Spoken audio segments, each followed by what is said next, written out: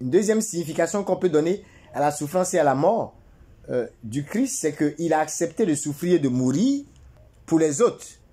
Ce qui donne une signification vraiment profonde à la notion de sacrifice de soi. Et ça, vous l'entendez tous les jours, offrir sa vie pour les autres, c'est le don ultime. Mais il faut le faire par amour. Parce que la même Bible nous dit qu'il y a des gens qui donnent leur corps à brûler. Mais on dit quoi? Si ce n'est pas par amour, quand 1 Corinthiens 13 le dit, c'est en vain.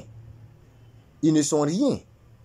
Du point de vue donc de la foi chrétienne, il ne faut pas oublier que la crucifixion de Jésus, c'est l'expression de l'amour de Dieu pour l'humanité. Donc la croix, c'est le moyen du salut. Hein, comme c'est dit dans la première lettre de Pierre, lui qui dans son propre corps a porté nos péchés sur le bois, afin que, mort à nos péchés, nous vivions pour la justice, lui dont les maîtressures vous ont guéri. 1 Pierre 2, verset 24. Donc, au-delà de ça, les souffrances de Jésus peuvent inspirer chacun d'entre nous, tous les êtres humains, pas seulement les chrétiens. Dans nos moments de grande souffrance, de tourment, ça peut nous inspirer. Et c'est pourquoi, rien qu'à penser à la croix, les martyrs, par exemple, ont toujours été encouragés. J'ai envie de dire, il y a une sorte de solidarité dans les moments difficiles. C'est comme si il y a plusieurs générations de martyrs qui unissent leurs souffrances. Je vous donne un exemple concret de cette interprétation. Voyez quelqu'un comme Saint François d'Assise. J'ai déjà expliqué cette histoire.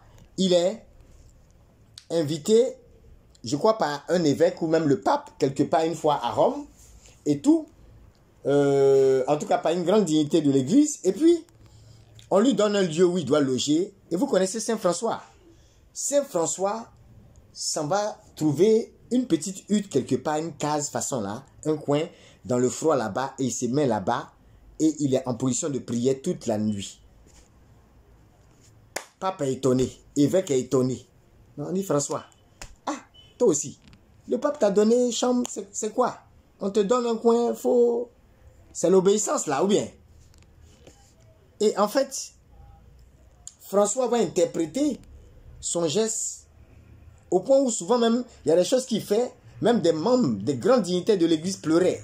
Un jour, il y a un pape qui est venu, qui a vu comment ils étaient, leur humilité, leur petitesse, leur pauvreté, et il a pleuré parce qu'il regardait à l'opulence dans laquelle il était par rapport à eux, et il a pleuré. On a beaucoup d'exemples comme ça dans les témoignages de François. On ne dit pas d'aller jeter vos vestes, on ne dit pas de ne pas manger vos caviars. Non, c'est pas ce qu'on est en train de dire.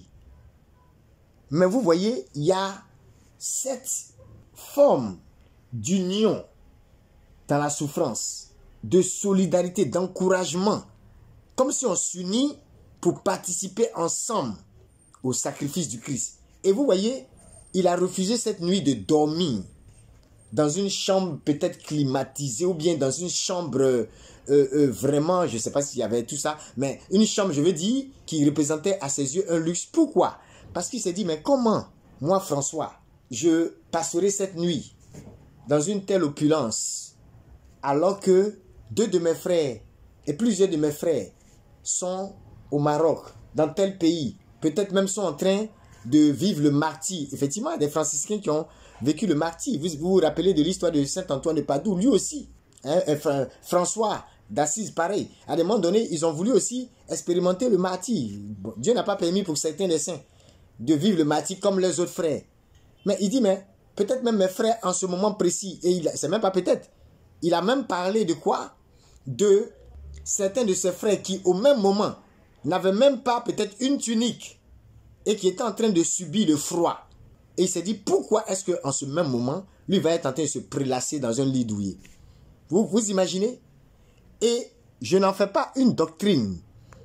Je ne dis pas que c'est un principe qui s'impose. Mais moi, personnellement, à chaque fois que je vois des saints raisonner comme ça, et je peux le constater dans la plupart de leurs témoignages, je pense que c'est un de leurs secrets. Cette capacité à s'unir à la souffrance du Christ en même temps que leurs frères, même quand leurs frères sont éloignés. Parce que quelqu'un peut se dire, mais non, mais moi je peux manger mon caviar ce soir et puis bien dormir et tout, ça fait quoi? C'est pas mauvais. l'autre qui est là-bas, il est en train de vivre sa mission. Moi, je vis aussi ma mission. C'est parce que je suis le fondateur que l'évêque m'a appelé à Rome et tout. Non, c'est pas comme ça. Et je peux vous dire, à mon avis, c'est l'un des secrets de ces saints. Parce que vous voyez, il y a des choses là. On n'appelle pas ça jeûne et prière. Mais ça a la même autorité que le jeûne et la prière. Parce que lorsque François raisonnait comme ça, c'était une façon pour lui d'être en train de compatir à la douleur de ses frères qui étaient en train de mourir de froid en mission dans d'autres lieux. Et le sacrifice qu'il est en train de faire en refusant de dormir dans un lit parfait et de vivre aussi le froid pendant cette même nuit, vous allez voir que ça va rendre sa foi plus impactante pour ses frères. C'est pourquoi vous pouvez être là à des moments donnés, vous voyez et vous sentez certaines personnes dans vos rêves. En train de... Il y a des gens qui vont vous dire, ah, la dernière fois je t'ai vu en rêve, tu as prié pour moi. Et puis, j'ai vomi quelque chose. Effectivement, j'avais tel mal. Le matin quand je me suis levé, je ne sens plus le mal. Je m'en vais à l'hôpital, c'est confirmé que je suis guéri. Pourtant, toi, tu ronflais en ce moment précis. Mais, vous voyez, cette présence spirituelle, elle est réelle. Padre Pio avait la même attitude. Si toi, à 1 h du matin, pendant que tu n'as pas sommeil, tu es en train de chercher somnifère, ou bien peut-être de regarder un film pour pouvoir dormir, alors que ton voisin, pendant qu'il n'a pas sommeil, il y a un nom qui lui vient. Un de ses frères lui vient à l'esprit et il intercède pour cette personne. Est-ce que tu penses que vous aurez la même expérience angélique pendant cette nuit? Tu ne vois pas que quelque chose de toi va affecter ton frère pendant cette nuit, mieux que l'autre qui a regardé le film pour dormir? Je vais vous dire un petit secret. Quelqu'un pour qui tu es en train d'intercéder sérieusement, quelqu'un que tu portes en ton cœur, quand tu veux voir quelqu'un couvert par le sang de l'agneau, quand tu veux voir les effets du sacrifice du Christ affecter la vie de quelqu'un, même si c'est un païen, à force de pousser dans l'intercession, de prier, d'intercéder pour lui, tu verras certainement plus de résultats, tu auras même plus de révélations, de messages divins par rapport à cette personne que si tu critiquais la personne sans prier. Il y a des mamans qui ont souffert à cause de leurs enfants bandits. Elles se sont dit, je ne peux pas être ici pendant que mon enfant est en train de braquer dehors et qu'ils vont peut-être le tuer devant une banque. Je ne peux pas être ici en train de boire toutes les bières. Je ne peux pas être ici en train de faire la fête. Il y a des périodes où on dit, hey, c'est la fête de Pâques, mangeons, buvons. Il y a des moments qui ont dit, mon fils aussi doit ressusciter. Il est quelque part certainement que la mort le guette. Aujourd'hui, là, c'est aujourd'hui. Cette nuit-là, je ne vais pas dormir jusqu'à ce que l'ange de l'Éternel visite mon enfant. Jusqu'à ce que le sang de l'agneau parle en faveur de mon enfant. Est-ce qu'on a cette fougue? Est-ce qu'on a cette haine? On ne sait même plus prier avec audace. On ne sait plus s'unir aux souffrances des autres. Mais je vous dis, la nuit en question où François n'a pas bien dormi, rien qu'en pensant à ses frères qui étaient dans le froid en mission, vous allez voir que cette nuit a porté pour lui plus de mérite que s'il avait profité de tous les plaisirs auxquels il avait droit par rapport à son rang. C'est ça aussi que les souffrances du Christ doivent nous donner également comme enseignement. Qu'on puisse se dire, par exemple, pendant que mon frère est en examen ou pendant que mon frère traverse telle épreuve, on dit il a perdu un être cher. Je suis dans une période où moi je viens d'avoir une naissance. Je dois célébrer, oui c'est normal. Mais est-ce que je peux passer peut-être quelques minutes pour quand même partager la souffrance de l'autre, ne serait-ce que dans la prière? Ça peut avoir plus de mérite que le fait de fêter à la folie et oublier aussi la souffrance de l'autre. Vous voyez? On n'est pas obligé. Mais je donne des exemples de ce que certains saints ont vécu aussi et qui, je peux le dire, ont fait que ces personnes finalement avaient cette autorité du Christ dans leur génération. Voilà. Et je vais finir par revenir sur le sens de cette condamnation pour que, à chaque fois que nous allons faire notre chemin de croix, on ne puisse pas oublier, quand on va aussi arriver au vendredi 5, on ne puisse pas oublier ce que représentent les condamnations que le Christ a vécues. Donc, rapidement pour ça, il faut, à titre de rappel, ne pas oublier que le supplice de la crucifixion, ce n'est pas quelque chose qui a été inventé par les Romains, mais on estime qu'ils ont porté cela à un nouveau degré d'horreur. Voilà, parce qu'ils ont souvent utilisé ça comme un moyen de dissuader, comme vous savez, les rébellions, les séditions contre l'État. Hein? Et parfois même, à une échelle spectaculaire. On parle parfois d'un cas où, par exemple, les Romains ont pu crucifier des centaines de personnes. On parle de situations où, voilà, ils réservaient la crucifixion à qui? Aux esclaves, aux traîtres, aux insurgés politiques, aux captifs étrangers. Maintenant, j'ai une question pour vous. Quand vous regardez ce qu'on cite en général, que vous connaissez, hein, je ne vous dis pas quelque chose de nouveau, mais Jésus est où dans tout ça?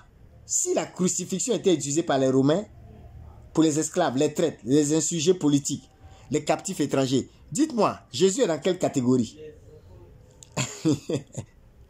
Est-ce que notre Jésus est un traître? Est-ce que notre Jésus est un traître?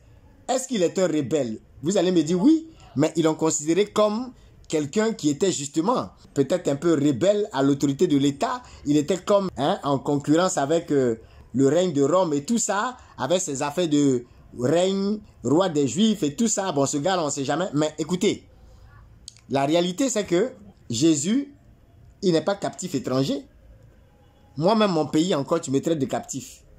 Il n'est pas un sujet politique. Ceux même qui le condamnent, sa propre mort va leur bénéficier. C'est le mystère de la croix. Il n'est pas esclave. Le maître qui subit ce qui est réservé aux esclaves. Celui même qui va être trahi, il subit ce qui est réservé aux traîtres. Vous voyez déjà que ne serait-ce que le sens même de cette crucifixion, il y a vraiment, ça donne à réfléchir. Et vous savez qu'il y a beaucoup d'auteurs latins, par exemple, qui considéraient la crucifixion comme la mort la plus horrible. L'auteur connu, Cicéron, il appelait même la punition la plus infâme. Donc, c'était quoi? C'était un instrument d'effroi, de dégradation poussée à l'extrême, comme on dit. Il y a des moments où certains empereurs, ils crucifiaient des gens et ils les mettaient dans des positions bizarres pour comme les tourner en dérision, avoir une certaine raillerie. Et c'est pourquoi c'est tellement scandaleux cette affaire de croix. La nature scandaleuse méprisée de la crucifixion comme peine capitale, ça fait que beaucoup de biblistes disent justement, c'est tellement scandaleux que les chrétiens ne pouvaient pas inventer l'histoire d'une telle mort pour celui qui était à leurs yeux le Messie. C'est-à-dire, si je veux parler du triomphe de celui qui est mon Messie, pourquoi je vais utiliser quelque chose qui est plus honteux? Ce n'est même pas une mort classique. J'utilise la mort la plus infâme. Quelque chose qui était méprisé, ignoble. Donc, on fait ce rappel pour dire, tout ça, même historiquement, c'est aussi une preuve. Parce que les chrétiens ne pouvaient pas inventer cette histoire. Bien sûr, il y a beaucoup de preuves de la mort, de la résurrection, point de vue historique et tout. Mais vraiment, on voit bien que ce n'est pas quelque chose que les gens pouvaient inventer. D'ailleurs, le signe de la croix ne se portait pas comme ça. C'était toujours quelque chose de scandaleux jusqu'à un certain moment. Et c'est pourquoi on dit que Christ crucifié, c'est un scandale pour les Juifs et une folie pour les païens. Parce que c'était une réalité ignoble. Il y avait une nature méprisable de la croix. Et donc, les premiers chrétiens, ils savaient bien que la croix, c'était un symbole méprisé. C'était associé à quoi? À l'humiliation et à la défaite. Mais comment ce qui était associé à l'humiliation et à la défaite et que les Juifs considéraient comme maudit, parce que tout crucifié pour les Juifs, c'était comme quelqu'un de maudit. Comment ce que les non-Juifs, eux, estimaient comme étant l'une des morts les plus honteuses. C'est-à-dire, il y a finalement les Juifs, les non-Juifs et tout le monde. Personne ne pouvait penser que la croix serait un symbole de puissance, de victoire, de la vie sur la mort, du triomphe du bien sur le mal. Personne ne pouvait penser à ça. Ça a toujours été associé à l'humiliation et à la défaite. Je suis en train de dire à quelqu'un, regarde aujourd'hui comment beaucoup sont fiers de porter leur croix. Regarde aujourd'hui, devant toutes les églises, dans toutes les églises, la croix, c'est le symbole du triomphe, du bien sur le mal, de la lumière sur les ténèbres. C'est un signe de victoire. Et si vous regardez historiquement, c'est à partir d'une certaine période que les gens ont commencé à porter des croix, à représenter la croix même au niveau artistique et tout ça, tel qu'on le voit aujourd'hui. Ce n'était pas systématique et automatique. Alors je prophétise et je dis à quelqu'un, il y aura des paradoxes dans ta vie. Que cela ne te fasse pas mal. il y aura des contrastes dans ta vie. Que cela ne te choque pas. Il y a des symboles dans ta vie qui sont signes d'humiliation et de défaite. Mais le Seigneur, à l'image de sa croix, s'apprête à transformer beaucoup de choses qui étaient symboles d'humiliation et de défaite en signes de victoire et de triomphe. Parce que la croix du Christ va passer par là. C'est pourquoi certaines choses sont comme des plaies, sont comme des fléaux dans ta vie. Il y a des gens qu'on qualifiait de drogués, de prostituées, d'addicts au sexe, de brouteurs et autres. Mais quand le sang de l'agneau passe par leur vie, on voit que l'histoire qui représentait leur humiliation et leur honte devient leur plus grand témoignage.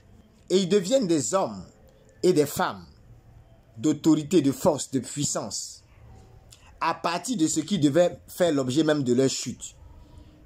Parfois, certaines choses qui étaient symboles de honte dans ta vie pourraient être objet de bénédiction et de grâce dans ta vie.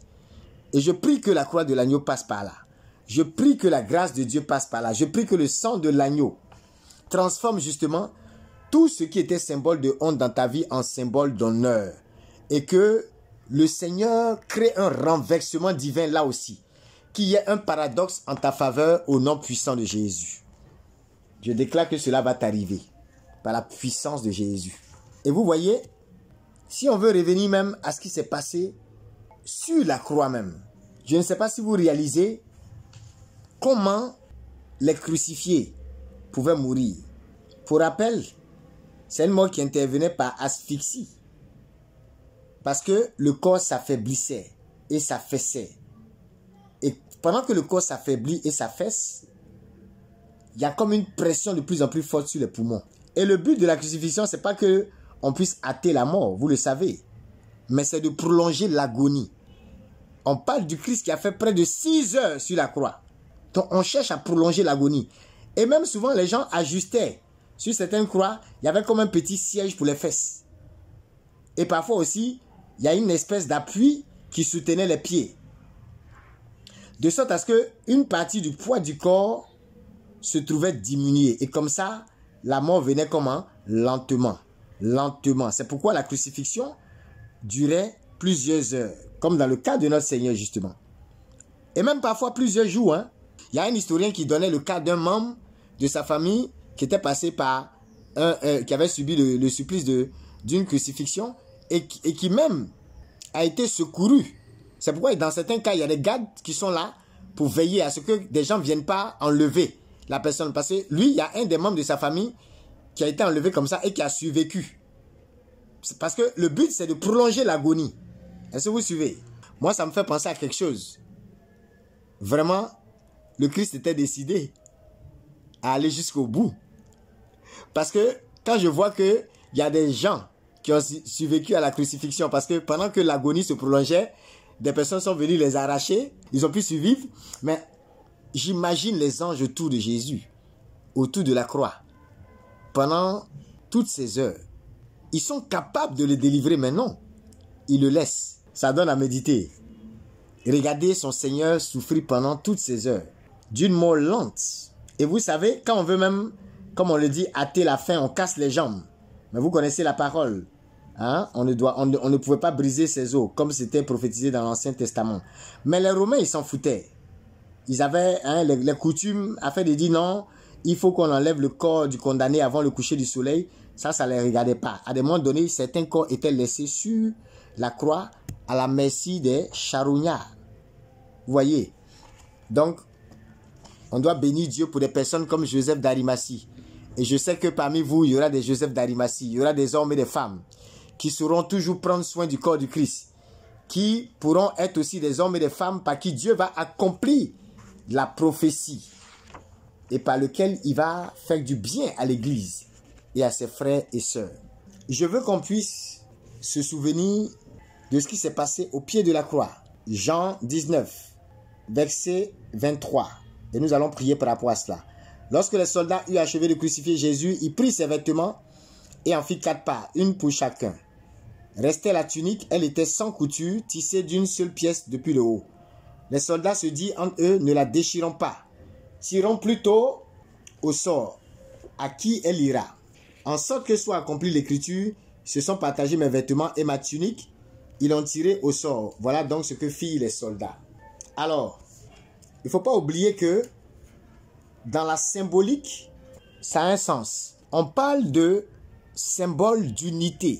C'est-à-dire que, en fait, ça fait écho à une coutume. Hein, quand on partage les vêtements du condamné, voilà, ceux qui sont là, les gardes, ils ont le droit, effectivement, d'user de tout ce qui appartient au condamné. Mais, on précise pour la tunique, elle est tirée au sort pour ne pas être déchirée. Et cette tunique sans couture, elle est aussi le symbole d'une unité. Vous voyez, c'est comme si au pied de la croix, à l'heure de la mort du Christ, naît une communauté unie. Je suis en train de dire à quelqu'un, nos communautés ne peuvent pas être déchirées. On ne pouvait pas déchirer ces vêtements. Il est notre couverture, il est celui qui nous revêt. Et c'est le symbole de l'unité de la communauté qui naît au pied de la croix.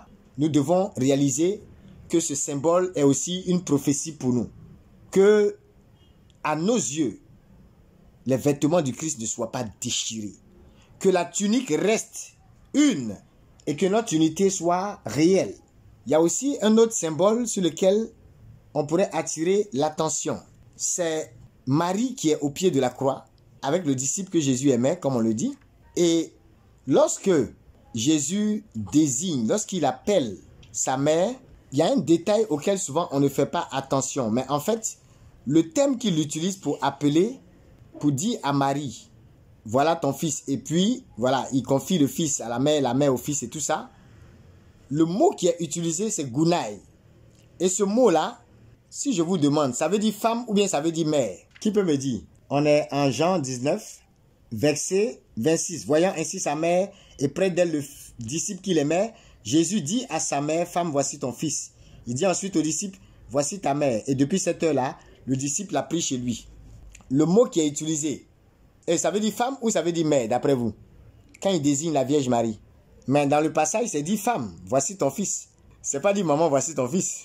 Qui est d'accord que ça veut dire qui dit que ça veut dire femme et qui dit que ça veut dire mère? On sait qu'il parle à sa maman.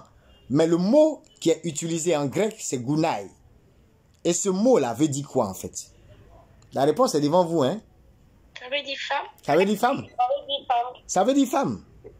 Maintenant, ça vous fait penser à quel passage qu'on a déjà vu, où Jésus appelait sa mère, à peu près du même thème. Aux noces de Cana. Et certains, aux noces de Cana, et certains ont même interprété ça en disant, oui, il a manqué de respect à sa mère. C'est faux. Et vous voyez comment certains exégètes interprètent le Gounaï ici. En fait, c'est pas banal. Ce mot signifie femme, ou bien même madame. Vous imaginez? Mais en même temps, les Bibles disent que ce n'est pas un usage qui est normal dans la bouche d'un fils qui parle à sa mère. Un peu comme aux noces de Cana. Au lieu de maman, il dit femme. Ou bien c'est comme madame. Vous suivez un peu? Et Shalom. Moi, ça me fait rappeler à la femme de l'Apocalypse. C'est ça, c'est ça. La femme, ouais. Voilà. Donc justement, un peu comme ce que tu viens de dire, le mot femme, au lieu de dire que Jésus est en train de manquer de respect à sa maman, ce qui est totalement hors sens, c'est de dire qu'il utilise ce thème comme pour marquer le fait que là, il est en train de parler, regardez, la mère de Jésus devient dans ce cas, comme on dit, une figure théologique. Et on est en train d'interpréter Marie comme la nouvelle Ève. Elle est placée en vis-à-vis de la première. La première qui? La première femme. Vous voyez? Et Genèse justement désigne Ève du nom de femme. Donc, Marie apparaît ici comme le répondant. C'est la nouvelle Ève. Vous voyez, à l'origine, il y avait une femme. À la fin, Jésus est en train de dire, voilà la véritable femme. Voici la nouvelle Ève. C'est une interprétation qu'on donne et qui a son sens. C'est comme l'inauguration d'un temps nouveau. Une naissance qui est liée au sacrifice du Christ. La naissance de quoi? D'un peuple nouveau. Vous voyez? Donc, ce n'est pas une affaire de non, maman et son fils. Ça va au-delà. C'est toute l'humanité, vous voyez, qui est confiée, comme on le dit souvent, à la femme, à cette dame. Donc, ce n'est pas un hasard. C'est un peu comme quand souvent certaines femmes se plaignent, ah non, pourquoi vous dites les hommes? Et puis, voilà, dites pas homme et femme. Et puis quelqu'un va répondre, c'est homme avec grand H. Mais ici, vous voyez, de la même façon que Ève était désignée comme femme. Mais qui va dire que on n'est pas descendant de Ève? Est-ce que vous qui êtes connectés, vous pouvez dire que vous n'êtes pas descendant d'Ève? Vous êtes tous descendants d'Adam et Ève. C'est-à-dire d'un homme et d'une femme. Il y a eu un premier homme, il y a une première femme. De la même façon, notre génération, une nouvelle génération, un peuple nouveau qui est lié au sacrifice du Christ, vient maintenant de façon solennelle de cette femme. Et donc, ce n'est pas un hasard. Elle désigne comme un genre. Vous voyez un peu, non? Voilà. Donc, il faut apprendre à comprendre ça dans ce sens. Au lieu de penser qu'il est juste en train de mépriser sa mère. Et c'est pourquoi souvent, vous voyez que quand nos prêtres, ils étudient les textes là, ils vont dans le grec, ils vont dans l'hébreu, ils vont dans l'origine, dans la profondeur. Les biblistes vont dans la profondeur des mots.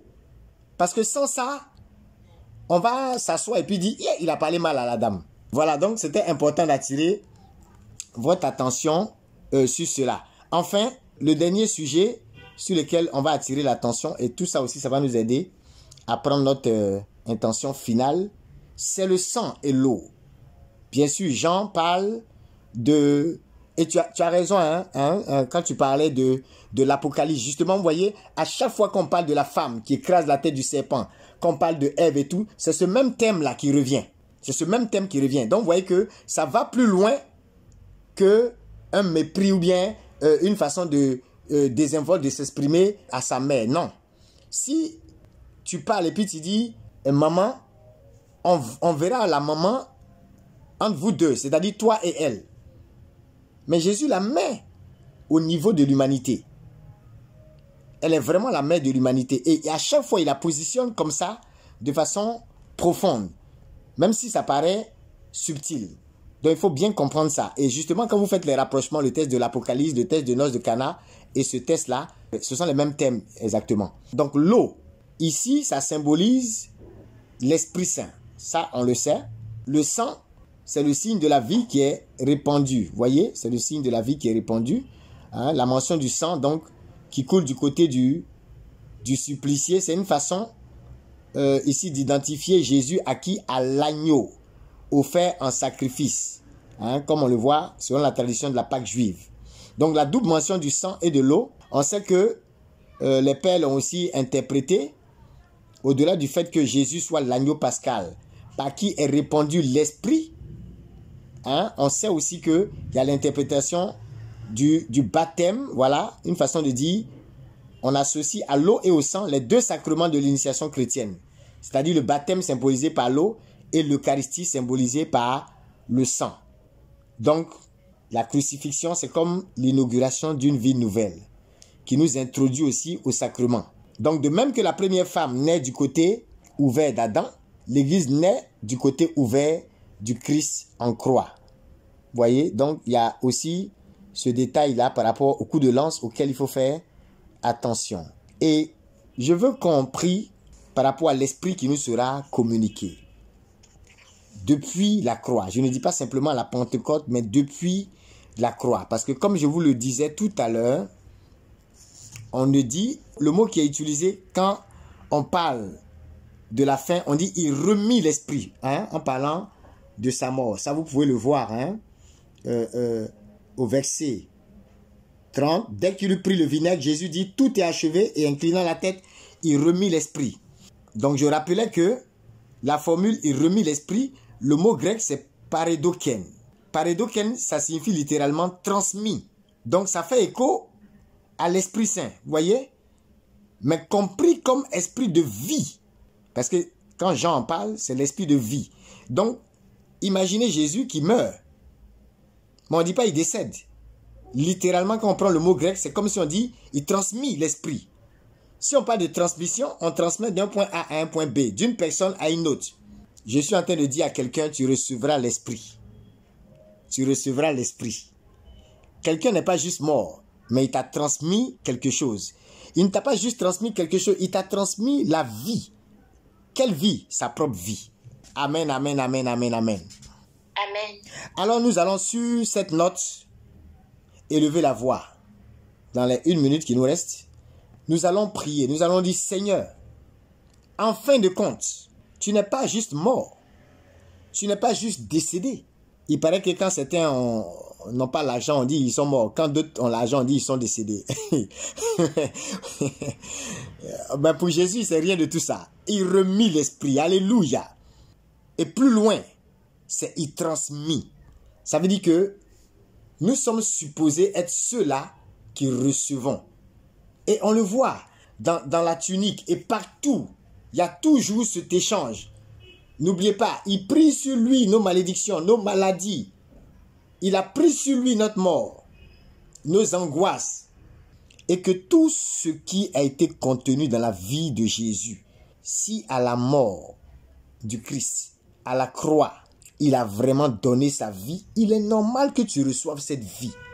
Et il est normal que tu agisses aussi comme Pierre pour aller affermir tes frères, pour aller non seulement les fortifier, mais leur communiquer de la vie que tu as reçue.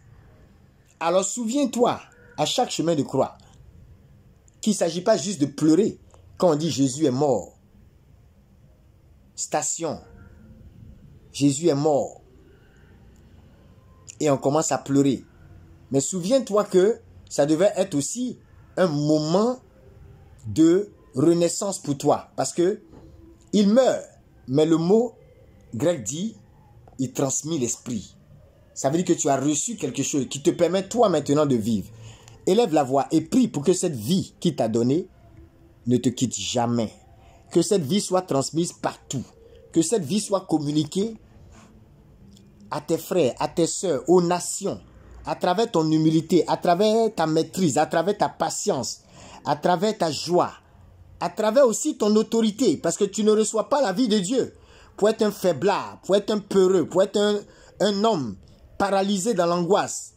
Mais pour être quelqu'un qui sait triompher à Gethsémani, parce que là, un ange est venu le fortifier. Pour être quelqu'un qui sait triompher des tentations au désert. Parce que là, à la fin des 40 jours, des anges sont venus servir le Christ. Et toi aussi, ils viendront te servir. Élève la voix et prophétise. Déclare-le. Que la vie de Dieu, communiquée depuis la croix, agit avec efficacité dans tout ton être.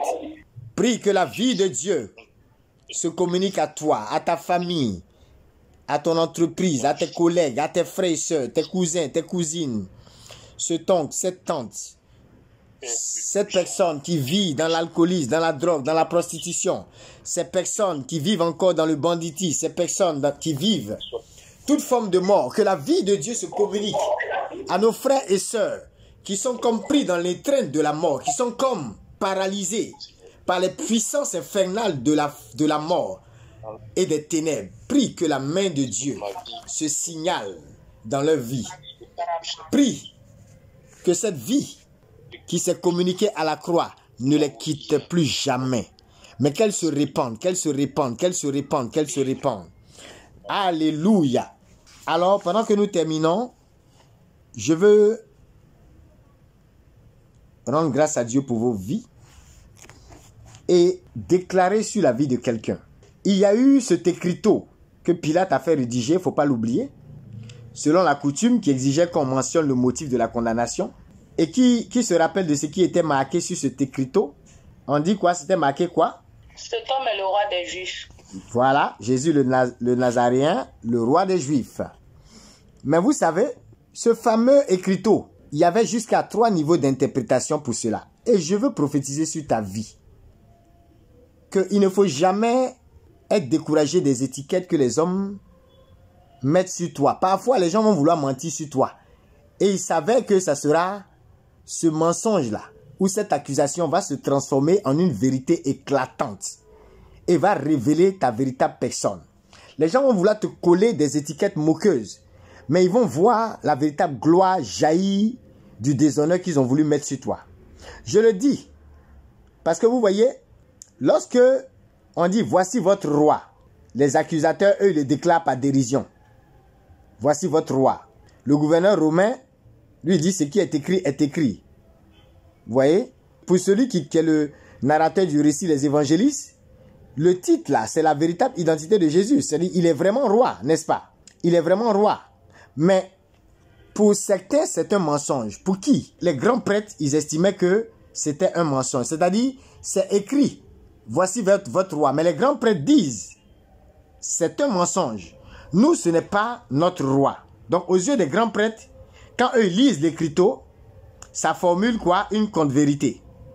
Dans la bouche de Pilate, ce n'est pas une contre-vérité, mais ça a une valeur ironique. C'est-à-dire, pour Pilate, c'est comme une moquerie. Maintenant, pour les évangélistes, pour les chrétiens, ça révèle la véritable identité du crucifié. Ça veut dire quoi? Une seule étiquette sur la vie d'un homme. Mais il y a 3 niveaux d'interprétation. Je suis donc en train de prophétiser sur la vie de quelqu'un. Il y a des moments où on va dire ton nom. On va te mettre une étiquette. Et cette étiquette-là, en fonction des gens qui te lisent, qui la lisent, qui te regardent, il y aura comme plusieurs sens. Comment le même mot, roi des Juifs, là, pour certains c'est la moquerie, pour d'autres c'est un mensonge, et puis pour d'autres c'est la véritable identité du gars. Mais à la fin, qu'est-ce qui a triomphé? C'est la vérité qui a triomphé. Et quelle est cette vérité? C'est qu'il était vraiment roi. Et au-delà même des Juifs, il est roi de l'humanité. Il est Dieu, fils de Dieu, et il est le roi des rois. Je veux donc annoncer et déclarer sur la vie de quelqu'un. Ne t'inquiète pas des écriteaux de ta condamnation. Parce que n'oublie pas, c'est facile pour toi d'entendre roi des Juifs, mais c'est un écriteau qui, dans la coutume, devait mentionner le motif de sa condamnation. Il y a des étiquettes que les gens t'ont collées. Ne t'en inquiète pas. Parfois, c'est pour se moquer de toi, mais ça va révéler la vérité à ton sujet. Parfois, c'est pour dire que tu es un menteur, mais ça va révéler encore la vérité à ton sujet. Une chose est sûre, je veux annoncer ta véritable identité, ton identité donc royale, à l'image du Christ, ressortira au nom puissant de Jésus. Comme l'identité du Christ a surpassé la moquerie, comme l'identité du Christ a surpassé la dérision, comme l'identité du Christ a surpassé la contre-vérité des grands prêtres et s'est révélé au grand jour et à toute l'humanité, toi aussi, ce que tu es, va sortir au grand jour. Malgré les épreuves, les Gethsémane et les croix de ta vie, la vérité de ton identité royale sera visible. Personne ne pourra plus dire, il est où ton Dieu que tu sers? Il est où celui-là que tu dis être le Dieu qui est plus fort que le Dieu des francs-maçons ou autres? Mais je dis toujours, quand on te demande où est ton Dieu, ne te précipite pas pour répondre. Ta vie de témoignage bientôt par la puissance de la croix va répondre. Et Dieu lui-même en réalité va répondre. Parce que Dieu, quand on le cherche, on le trouve. Quand on demande, avec lui on reçoit. Ceux qui ont dit où est Dieu dans ta vie, verront Dieu dans ta vie. Qu'il en soit ainsi. Et que la gloire de Dieu se répande.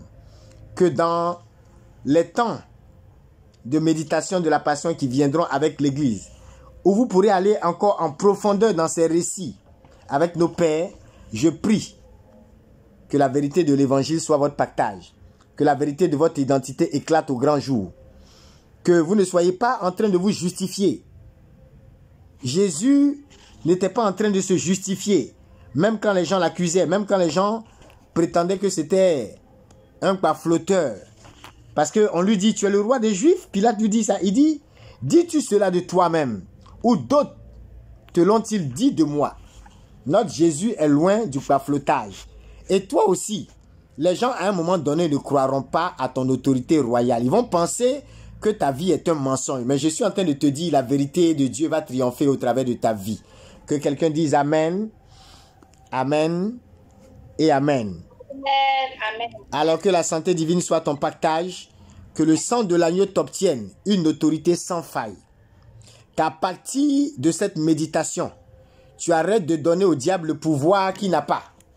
Que tu ne sois plus de ceux-là qui sont en train d'encenser les sectes, les occultistes, mais que tu puisses reconnaître l'autorité de Dieu au travers de ta vie. Je suis en train de dire à quelqu'un, même si comme moi tu es aveugle et que tu n'es pas bon prophète, je dis et je le répète, même dans ce temps de carême, jusqu'à ce que la Pâque arrive, des gens viendront vous dire, on a intenté telle action contre toi. Tu n'as jamais su On a fait ça avec telle personne. On allait voir telle personne pour faire X, Y, Z contre toi. Mais voici que, alors que tu ne savais rien, l'ange de l'Éternel t'a défendu. Nous n'avons jamais pu atteindre notre objectif de te faire du mal. Écoutez, le temps arrive où le sang de l'agneau qui est sur votre vie va exposer toute la méchanceté des ténèbres qui s'étaient levées contre vous. Et vous serez toujours défendus par la puissance de Dieu. Quand l'ange de l'Éternel était près de la croix et que pendant des heures, le Christ agonisait sur la croix, ils ne sont pas venus voler le corps du Christ pour dire « lève-toi vite ». Non, ils ont laissé l'écriture s'accomplir. Mais quand l'écriture s'est accomplie et que le Christ a dit « tout est accompli », vraiment et en réalité tout s'est accompli dans ta vie.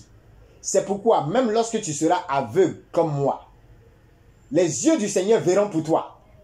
Ce qui doit être vu afin que tu dois sauver, cela sera vu. Ce qui doit être dévoilé afin que tu ne tombes pas dans le piège de l'ennemi, je déclare que cela sera dévoilé. La même grâce, les mêmes témoignages que nous avons entendus dans nos retraites de salut des âmes, dans nos retraites habituelles, je déclare que les témoignages encore plus grands, liés à la vie des saints et des anges, et par surcroît au sang de l'agneau, ces témoignages seront attestés dans ta famille, dans ta maison, dans tes terrains, dans tes résidences, dans tes immeubles, dans les espaces qui sont rattachés à ta personne. Je le déclare. Là où tu passes, le sang de l'agneau passe. Et je fais cette prière pour dire ne t'inquiète pas de ce que tu as vu ou de ce que tu n'as pas vu. Ne t'offusque pas parce que tu n'as pas fait un songe où tu as découvert les sorciers de ta famille. S'ils veulent qu'ils restent cachés à tes yeux, mais les yeux de l'Éternel les voient. Et le sang de l'agneau qui coule sur toi sera plus que les yeux d'un prophète. La chose va percer jusque dans leurs ténèbres et va apporter la lumière par-dessus tout. Je dis à quelqu'un au sortir de ce temps de carême, les pièges de l'ennemi se renferment contre l'ennemi lui-même. Tu passes et même quand la puissance de guérison semble ne pas être dans tes mains, elle se répand par le sang de l'agneau. Tu passes et même lorsque tu n'as pas vu le danger, tu t'arrêtes avant que le danger ne te prenne. Je dis à quelqu'un, avant que le serpent ne puisse affecter ou toucher ton talon, tu seras en train de passer. Ça m'est arrivé une fois. Je passe. Et j'ai eu l'impression, à un moment donné, quelque part, que j'étais sur le point de marcher sur un serpent. Et j'avais pratiquement marché sur le serpent, mais le temps de me rendre compte, en réalité, c'était un serpent sec qui était déjà mort. Je suis en train de dire à quelqu'un, tu ne marcheras pas sur le serpent qui va te piquer. Tu ne marcheras pas sur des ténèbres, des forces de ténèbres qui vont te faire du mal. Au moment où tu penseras que c'est une erreur, Dieu va te démontrer que tu ne marches jamais par erreur. Le serpent sur lequel tu marches, il se trouve qu'il est déjà mort. Oh, quelqu'un n'a pas compris la révélation. Quelqu'un n'a pas compris la révélation.